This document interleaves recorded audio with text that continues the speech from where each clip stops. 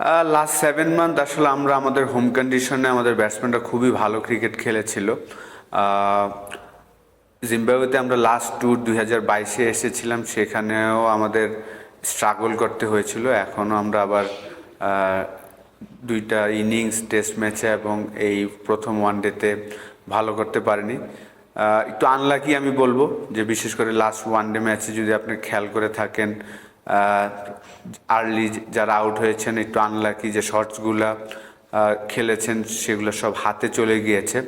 এবং একটা জিনিস হয়তোবা আমরা বাংলাদেশে যখন খেলি দেখা যায় যে বাউন্ডারির সাইজটা থাকে 60-65, কিন্তু এই জায়গার বাউন্ডারিটা কিন্তু ছিল অলমোস্ট 75-73। এই জায়গাটাতেই আসলে আমাদের অ্যাডজাস্টমেন্টটা হয়তো বা করতে পারিনি। বাউন্স তো ডেফিনেটলি একটু এক্সট্রা থাকে, যদিও লাস্ট 7 মাস ধরে আমরা বাংলাদেশে ভালো উইকেটে খেলার চেষ্টা করেছি এবং ভালোও খেলছিল, কিন্তু এই জায়গার কন্ডিশনটা হয়তো বা একটু এক্সট্রা একটা বাউন্স।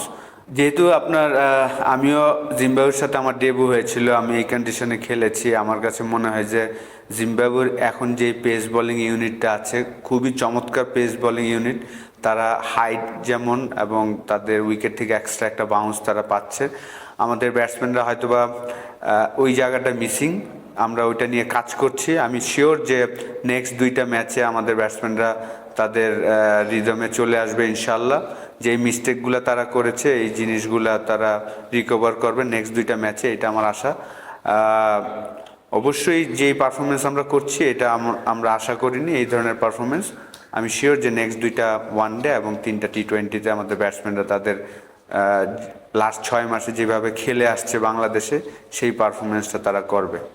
এই জায়গার কন্ডিশনটা টোটালি ডিফারেন্ট। আমাদের দেশে এখন প্রচুর গরম, এখানে কিন্তু ঠান্ডা একটা ওয়েদার, এবং উইকেটটাও যদি দেখেন যে এক্সট্রা একটা বাউন্স, পেস সব কিছুই আছে।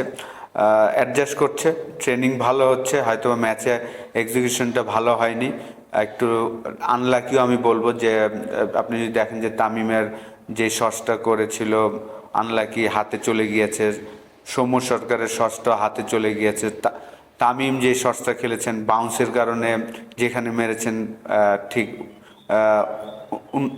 অন্যদিকে চলে গিয়েছে। তো এই জায়গাটা আমার মনে হয় যে অ্যাডজাস্ট করার চেষ্টা করছে সবাই। কন্ডিশন এত ইজি না, এখানে ব্যাটিং করাটা আসলে এত ইজি না। এবং আমি মনে করি যে Zimbabwean fast বোলাররা quality fast bowler, 4টা ফাস্ট বোলারই খুব চমৎকার লাইন লেন্থে বল করছেন, একটা বাউন্স পাচ্ছেন তাদের হাইটের কারণে। অবশ্যই এখান থেকে আমরা কামব্যাক করবো, আমি বিশ্বাস করছি।